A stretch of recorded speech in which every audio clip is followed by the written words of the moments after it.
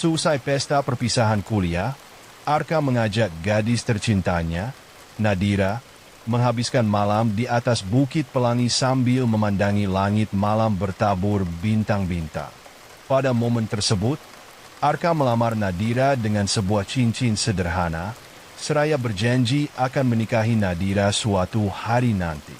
Nadira pun menerima lamaran tersebut dengan senang hati dan mengatakan kalau dia mencintai Arka sekarang, nanti, dan juga selamanya. Malam itu, Nadira nampak begitu bahagia dan berharap kalau kebahagiaan mereka akan bertahan selamanya. Bagi Nadira, Arka adalah dunianya, sementara Nadira adalah cinta sejati Arka. Mereka pun berjanji untuk saling mencintai sehidup semati, karena mereka percaya kalau cinta mereka abadi. Kedua sejoli yang saling jatuh cinta itu lantas memutuskan untuk pulang. Namun, di tengah perjalanan, seorang pengendara mabuk menabrak mobil mereka hingga mobil mereka menghantam pembatas jalan dan terperosok ke jurang. Nadira tewas seketika dalam kecelakaan itu, sementara Arka terluka parah hingga mengalami koma. Keluarga mereka nampak sangat terpukul atas insiden tersebut, hingga menyebabkan sepasang kekasih itu terpisah secara tragis. Mereka berusaha merelakan kematian Nadira dan mendoakan kesembuhan Arka, berharap dia segera siuman dan melanjutkan hidupnya, tanpa mereka ketahui kalau arwah Nadira tetap setia mendampingi Arka di sisinya. Hari demi hari, arwah Nadira terus berada di sana, tak pernah pergi dari sisi Arka, layaknya malaikat penjaga yang selalu melindunginya.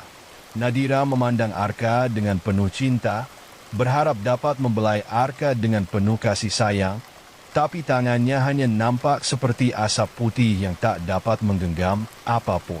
Namun, hal itu tak lantas membuat Nadira menyerah dan pergi meninggalkan Arka, karena dia mengetahui kalau cepat atau lambat, Arka akan bangun dan menyadari kehadiran Nadira di sisinya.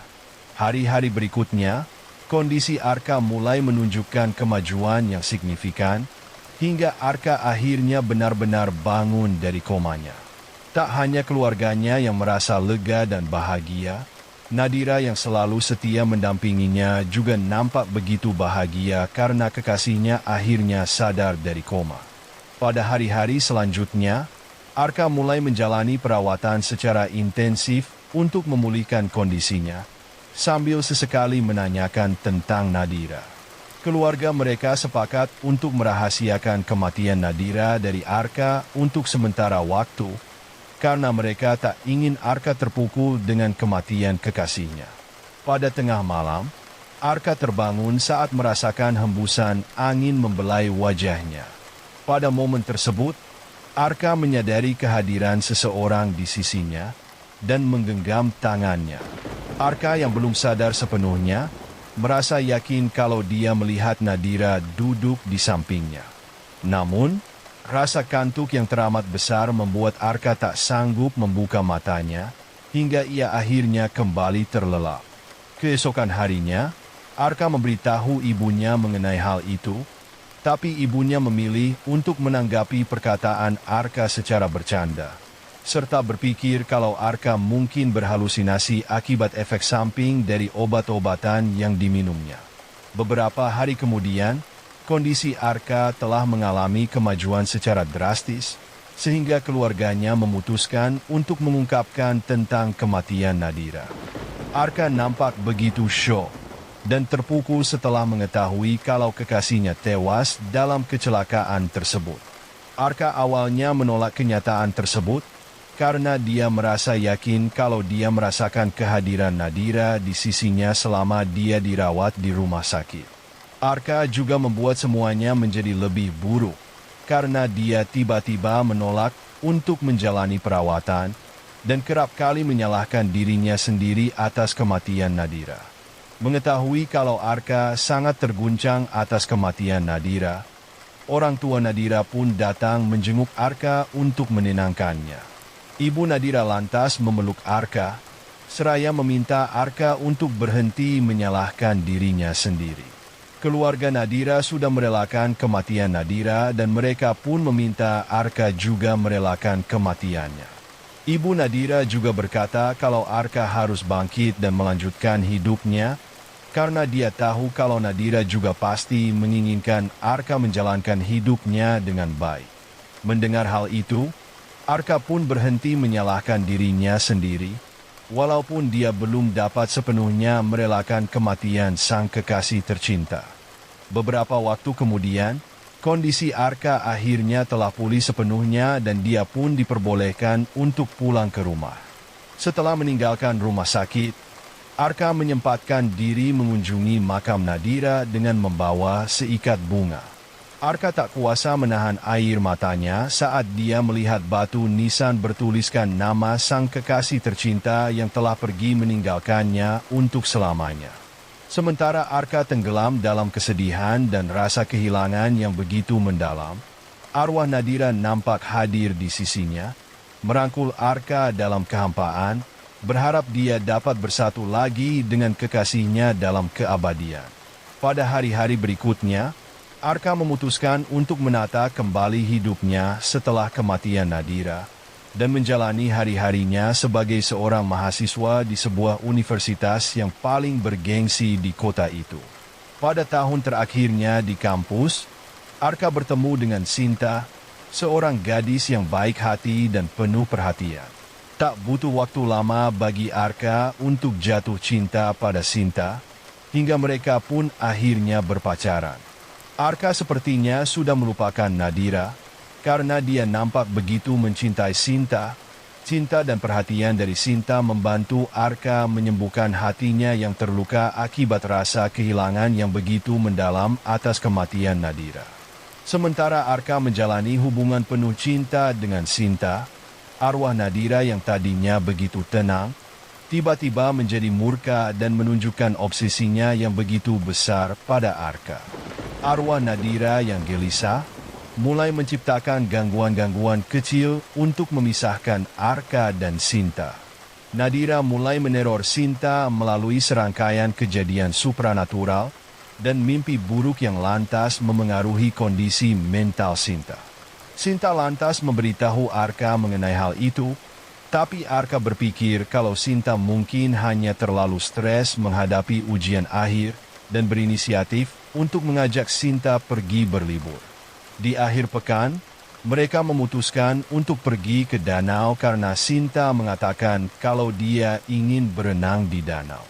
Sementara Arka mendirikan tenda dan mempersiapkan segala sesuatunya di pinggir danau, Sinta yang telah mengenakan pakaian renang, lantas memutuskan untuk langsung terjun ke air.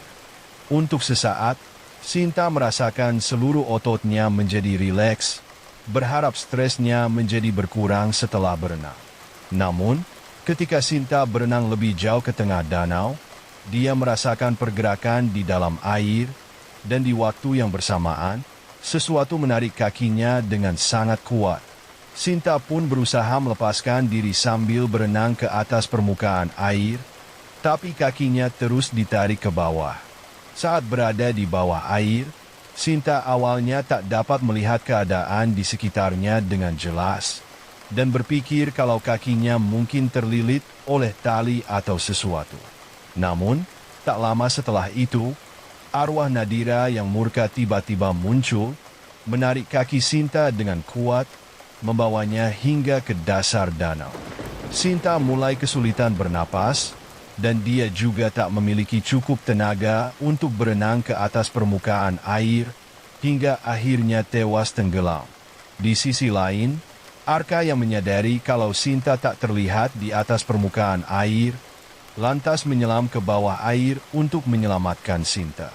Namun, Arka tak dapat menemukan Sinta dimanapun, sehingga dia pun bergegas mencari pertolongan. Beberapa waktu kemudian, polisi dan tim SAR akhirnya tiba di danau dan mulai melakukan pencarian. Mereka berhasil menemukan jasad Sinta dan bergegas membawanya ke rumah sakit untuk dilakukan autopsi.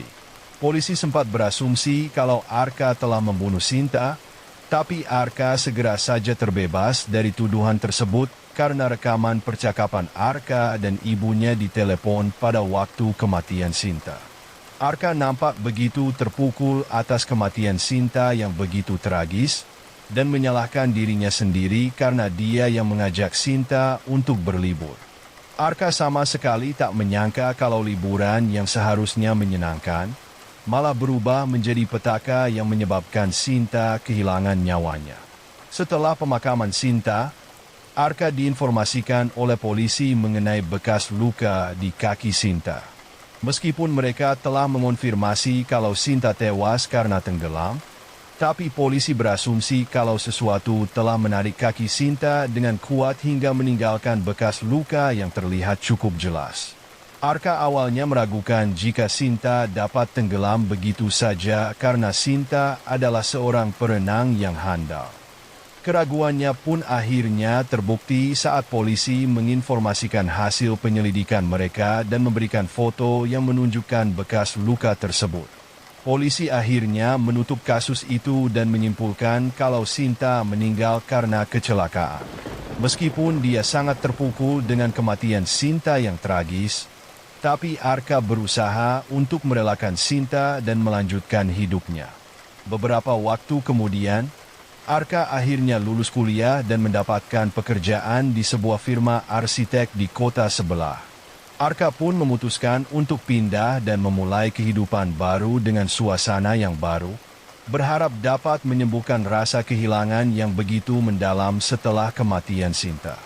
Beberapa bulan kemudian, Arka yang masih enggan menjalin hubungan romantis dengan siapapun, mulai merasakan kenyamanan saat dia beberapa kali menghabiskan waktu dengan rekan kerjanya, seorang wanita anggun jelita bernama Ratna. Saat bersama Ratna, entah kenapa, Arka dapat menceritakan seluruh masalahnya tanpa merasa terhakimi. Ratna selalu menjadi pendengar yang luar biasa dan penuh perhatian, bahkan ketika Arka menceritakan tentang Nadira dan Sinta yang tewas secara tragis. Arka berpikir kalau usia Ratna yang lebih tua darinya membuat Ratna memandang segala sesuatunya dari sisi yang berbeda dan bersikap lebih dewasa. Seiring berjalannya waktu, Arka dan Ratna akhirnya saling jatuh cinta dan memutuskan untuk berpacaran. Arka dan Ratna lantas saling menjaga cinta mereka, di mana mereka nampak penuh cinta dan menjalani hidup dengan bahagia. Di sisi lain, arwah Nadira yang mencintai Arka secara posesif, mulai menciptakan serangkaian teror yang mengerikan untuk menyingkirkan Ratna. Nadira berusaha mengintimidasi Ratna secara mental, dengan menciptakan fenomena-fenomena supranatural di sekitarnya dan menghantuinya dengan mimpi buruk. Namun, Ratna yang bermental baja dan selalu berpikir secara logis, tetap setia di sisi Arka untuk mendukungnya. Arka dan Ratna lantas bertunangan, kemudian menikah siri dan memutuskan untuk menikah secara negara tahun depan, menunggu Arka menyelesaikan proyek terbarunya. Mereka kemudian membeli sebuah rumah 2 lantai di pinggir kota dan pindah ke sana untuk mendiskusikan rencana-rencana mereka di masa depan, termasuk keinginan mereka untuk memiliki anak. Sementara Arka dan Ratna sedang mempersiapkan pernikahan mereka, arwah Nadira yang gelisah malah menjadi semakin agresif, dan tak segan-segan menunjukkan eksistensinya dengan menciptakan serangkaian kejadian supranatural di rumah mereka.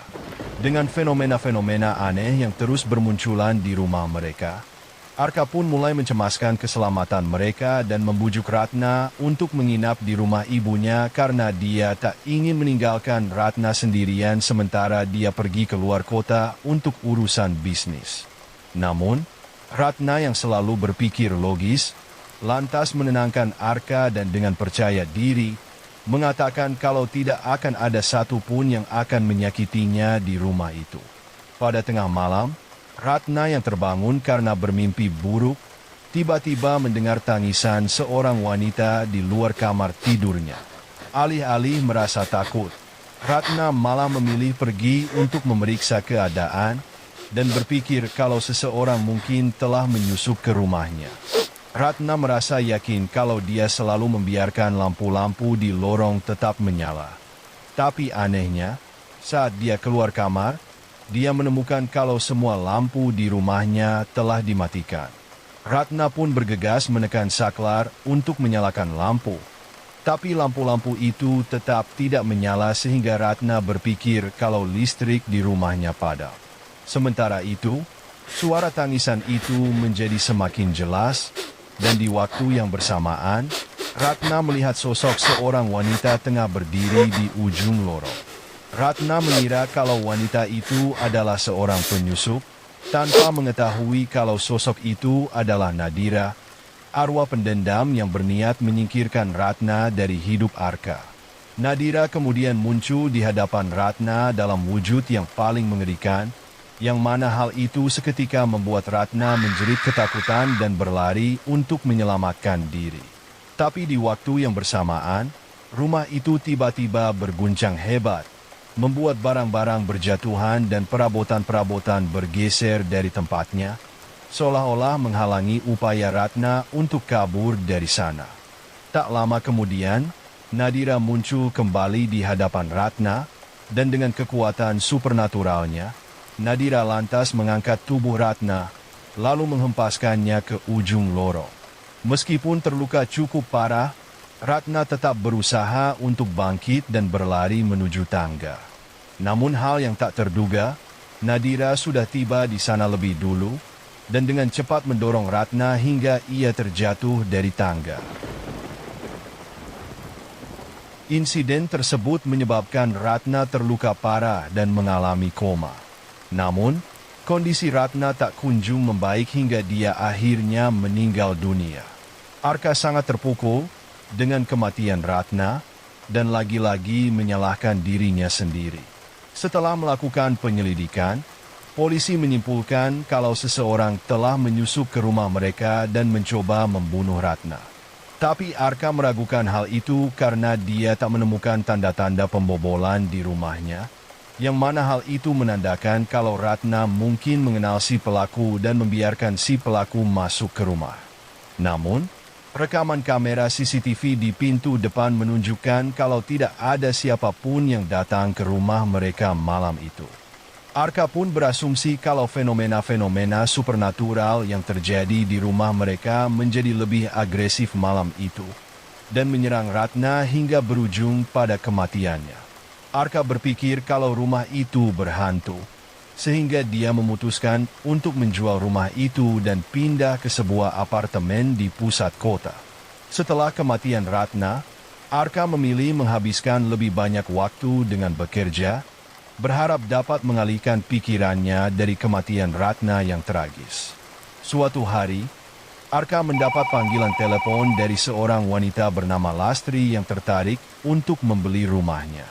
Arka pun setuju untuk bertemu dengan Lastri di rumah itu pada akhir pekan untuk menegosiasikan harga rumah tersebut. Arka sebenarnya enggan untuk kembali ke rumah itu, tapi dia harus menjelaskan kepada Lastri mengenai fenomena-fenomena aneh yang terjadi di rumah itu, karena dia tak ingin orang lain terluka karena hal itu.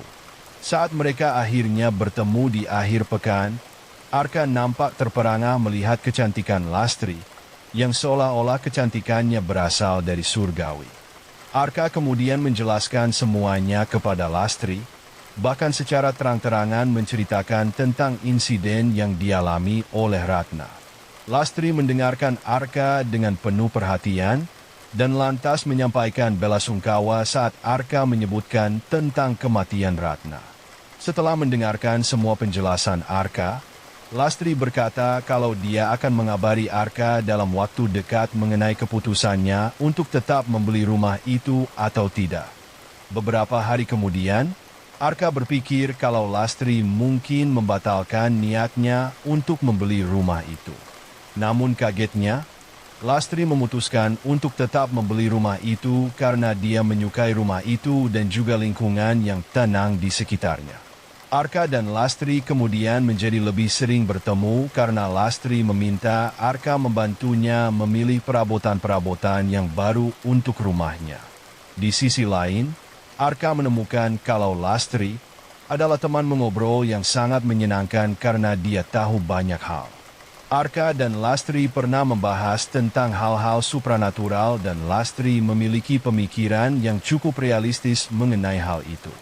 Lastri berkata kalau hantu atau hal-hal supranatural yang tak dapat dijelaskan adalah manifestasi dari sisa-sisa perasaan atau energi di masa lalu yang masih tertinggal, karena belum tersampaikan dengan baik kepada orang yang dituju.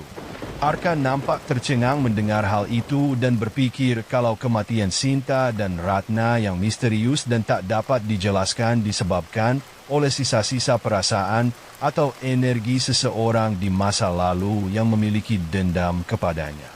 Arka pun menjadi bertanya-tanya tentang seseorang di masa lalunya yang sepertinya memiliki dendam kepadanya, dan secara tidak langsung menyebabkan kematian Sinta dan Ratna. Namun, Lastri berkata kalau perasaan tersebut tidak harus berupa dendam atau kebencian, karena cinta yang terlalu berlebihan dapat berubah menjadi obsesi yang bahkan bisa jauh lebih mengerikan daripada dendam. Mendengar hal itu, Arka pun seketika menjadi teringat pada Nadira, cinta pertamanya yang meninggal secara tragis dalam sebuah kecelakaan mobil. Arka pernah berjanji untuk menikahi Nadira suatu hari nanti, tapi maut datang lebih dulu memisahkan mereka. Untuk beberapa waktu, Arka terus menyalahkan dirinya sendiri dan menolak untuk merelakan kematian Nadira karena Nadira adalah gadis yang pertama kali membuatnya sangat jatuh cinta hingga ia berpikir kalau Nadira adalah cinta sejatinya dan satu-satunya cinta dalam hidupnya. Setelah bertahun-tahun, mungkinkah arwah Nadira tetap tinggal di sisinya dan menjadi cemburu saat dia jatuh cinta pada Sinta dan Ratna? Mungkinkah Nadira menjadi arwah pendendam yang menyebabkan kematian Sinta dan Ratna karena dia tak sudi melihat mereka hidup bahagia dengan Arka, sementara arwahnya masih terombang-ambing di dunia ini? Sementara Arka mulai mempelajari tentang hantu dan arwah pendendam, di waktu yang bersamaan, dia menjadi lebih dekat dengan Lastri. Sebagai seorang penulis cerita horor, Lastri kerap membantu Arka dengan pengetahuannya mengenai hal-hal supranatural. Meskipun dia tidak dapat melihat hantu atau semacamnya, Lastri memiliki kepekaan pada hal-hal supranatural, yang mana hal itu juga yang mendorong Lastri untuk membeli rumah Arka. Di sisi lain, Nadira yang telah bertransformasi menjadi arwah pendendam, merasa gelisah kembali, serta cemburu saat melihat kedekatan Arka dan Lastri. Nadira pun mulai meneror Lastri dengan menciptakan serangkaian fenomena supranatural di rumah itu. Tak hanya itu, Nadira juga semakin intens menunjukkan eksistensinya pada Arka dengan muncul terus-menerus dalam mimpi-mimpi Arka. Namun, Arka beranggapan kalau mimpi-mimpi itu hanyalah manifestasi dari perasaan dan kerinduannya pada Nadira. Hingga pada suatu malam, arwah Nadira benar-benar menampakkan diri di hadapan Arka. Pada momen tersebut, Nadira nampak seperti wujud aslinya, begitu cantik sekaligus begitu rapuh, membuat Arka ingin merangkulnya. Namun, atmosfer di ruangan itu tiba-tiba menjadi sangat dingin, dan di waktu yang bersamaan, raut wajah Nadira berubah menakutkan, menatap Arka dengan murka. Nadira kemudian menjerit, suara jeritannya begitu kencang dan memekakkan telinga, hingga membuat Arka tersadar kalau dia baru saja mengalami mimpi buruk. Keesokan harinya, Arka menceritakan hal itu kepada Lastri, dan Lastri akhirnya mengungkapkan kepada Arka kalau Nadira juga kerap muncul dalam mimpi-mimpinya. Lastri juga menceritakan tentang fenomena-fenomena supranatural yang ia alami sejak ia pindah ke rumah Arka, tapi ia memilih untuk tetap tinggal di sana. Belajar dari kejadian itu, Arka pun memutuskan untuk mencari bantuan kepada seorang pendeta bernama Romo Budi yang berpengalaman menangani kasus-kasus supranatural dan melakukan pengusiran hantu. Arka lantas menceritakan seluruh kisahnya kepada Romo Budi seraya menunjukkan foto autopsi Sinta dengan bekas luka misterius di kakinya. Arka juga menjelaskan kepada Romo Budi mengenai kronologi kematian Ratna yang penuh kejanggalan dan juga tentang kemunculan Nadira dalam mimpi-mimpinya. Mengetahui kalau Arka berusaha mencari bantuan kepada seorang pendeta, arwah Nadira pun menjadi semakin agresif meneror Lastri karena Arka mencoba melindungi Lastri. Tak hanya menampakkan diri di hadapan Lastri dalam wujud yang sangat menakutkan, arwah Nadira juga merasuki tubuh Lastri, membuat Lastri dapat mengetahui kisah dan kematian Nadira yang tragis. Pada momen tersebut, Lastri juga dapat mengetahui saat Nadira yang penuh cinta dan sangat melindungi bertransformasi menjadi arwah pendendam yang terobsesi pada Arka hingga obsesinya tersebut menyebabkan kematian Sinta dan Ratna, wanita-wanita yang dicintai oleh Arka setelah kematiannya. Di sisi lain, Nadira yang merasuki tubuh Lastri lantas menelepon Arka dan memintanya untuk bertemu di atas Bukit Pelangi, tempat Arka melamar Nadira beberapa tahun yang lalu. Menyadari kalau nyawa Lastri berada dalam bahaya, Arka dan Romo Budi pun bergegas pergi ke atas bukit, berusaha mencegah Nadira mengambil nyawa wanita yang tidak bersalah hanya karena obsesinya yang berlebihan. Dalam perjalanan menuju ke sana, Arka dan Romo Budi lantas menyusun rencana untuk menyelamatkan Lastri sekaligus membantu arwah Nadira agar dapat beristirahat dalam kedamaian. Romo Budi kemudian menjelaskan kalau arwah Nadira bergentayangan karena Arka masih belum dapat merelakan kematiannya.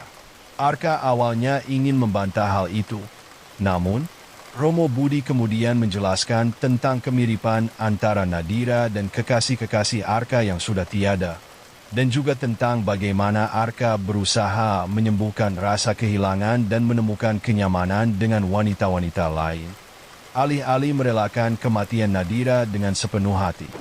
Mendengar hal itu, Arka pun akhirnya menyadari kesalahannya, sebuah kesalahan fatal yang berujung pada kematian orang-orang yang tidak bersalah. Romo Budi mengatakan kalau kematian Sinta dan Ratna bukanlah kesalahan Arka semata, karena Nadira telah menjadi arwah pendendam yang sangat berbahaya, dan oleh karena itu, mereka harus menyingkirkannya sesegera mungkin sebelum orang lain meninggal karenanya.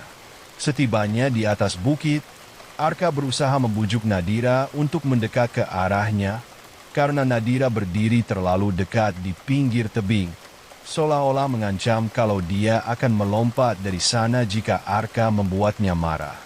Meskipun Nadira merasuki tubuh Lastri, tapi dia dapat mengubah penampilannya, sehingga yang dilihat oleh Arka saat ini adalah Nadira, yang begitu cantik dan muda.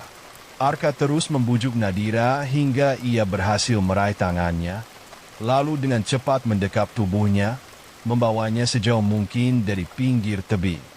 Di waktu yang bersamaan, Romo Budi muncul dan melakukan ritual pengusiran roh dengan menempelkan salib dan rosario pada kening Lastri. Sementara Arka memegangi tubuh Lastri yang menggeliat karena arwah Nadira berusaha melakukan perlawanan. Romo Budi lantas mulai membacakan ayat-ayat dari kitab suci yang telah dihafalnya di luar kepala, sementara Lastri terus menggeliat dan menjerit kesakitan karena ayat-ayat kitab suci itu menyiksa arwah Nadira yang merasuki tubuhnya. Beberapa waktu kemudian, mereka pun akhirnya berhasil mengusir arwah Nadira dari tubuh Lastri. Tapi arwah pendendam itu lantas menjadi semakin murka dan mulai menciptakan gangguan-gangguan secara fisik untuk menyerang mereka. Romo Budi menyuruh Arka melindungi Lastri yang masih lemas dan tak sadarkan diri, sementara dia berusaha melawan arwah pendendam itu. Namun, Nadira dapat dengan mudah menyingkirkan salib dan rosario milik Romo Budi, lalu menghempaskan tubuh Romo Budi ke pepohonan di belakang mereka. Nadira lantas mengalihkan fokusnya pada Arka, yang masih merangkul tubuh Lastri secara protektif. Meskipun Nadira muncul dalam wujud yang sangat menakutkan, Arka memberanikan diri untuk menatap matanya sambil memohon padanya untuk tidak menyakiti mereka. Arka kemudian mengungkapkan cinta dan kerinduannya pada Nadira seraya meminta maaf karena dia tak dapat memenuhi janjinya pada Nadira. Melihat Arka yang nampak begitu menyesal dan merasa bersalah, kemarahan Nadira perlahan-lahan mulai memudar hingga wujudnya kembali ke wujud aslinya. Arka kemudian berkata kalau dia telah melakukan kesalahan dengan mencoba menggantikan Nadira dengan wanita-wanita lain. Padahal Nadira telah menjadi salah satu bagian terpenting dalam hidupnya dan tak akan pernah tergantikan sampai kapanpun. Arka bertekad untuk selalu mengenang masa-masa indah bersama Nadira alih-alih terus menyalahkan dirinya sendiri atas kematian tragis Nadira. Setelah mendengar seluruh pengakuan Arka, Nadira akhirnya menyadari kalau dia juga harus merelakan Arka karena kematian telah memisahkan mereka. Nadira mengetahui kalau kehadirannya di sisi Arka malah akan membuat Arka menderita, sehingga dia memutuskan untuk membiarkan Arka melanjutkan hidupnya dan menemukan kebahagiaannya. Mengetahui kalau dia telah kehabisan waktu, Nadira lantas menghampiri Arka dan mengecup keningnya. Arka dapat merasakan sedikit kehangatan saat Nadira menyentuhnya, sekalipun atmosfer di sekitarnya terasa begitu dingin karena kehadiran Nadira. Segera setelahnya, arwah Nadira perlahan-lahan mulai memudar menjadi asap putih hingga akhirnya menghilang, menandakan kalau dia telah pergi ke alam baka untuk beristirahat dalam kedamaian yang abadi. Arka lantas berterima kasih pada Romo Budi, tapi Romo Budi mengatakan kalau Arka cukup beruntung karena cinta Nadira untuk Arka jauh lebih besar daripada kecemburuan dan kemurkaannya. Arka pun memutuskan untuk membangun kembali kehidupannya dan merelakan semua yang telah pergi dari hidupnya. Sementara itu, Lastri pulih dengan cepat setelah mengalami kerasukan dan memutuskan untuk tetap tinggal di rumah itu karena dia tak lagi mengalami mimpi buruk atau gangguan-gangguan supranatural yang mengancam nyawanya. Meskipun dia dan Lastri sangat dekat, tapi Arka memilih untuk membiarkan semuanya mengalir apa adanya. Arka tak ingin mengulangi kesalahan yang sama dengan menjadikan wanita lain sebagai pelampiasan atas nama cinta. Kini, Arka percaya kalau cinta akan menemukan jalannya sendiri, dan jika mereka memang ditakdirkan untuk bersama, maka mereka akan disatukan oleh cinta.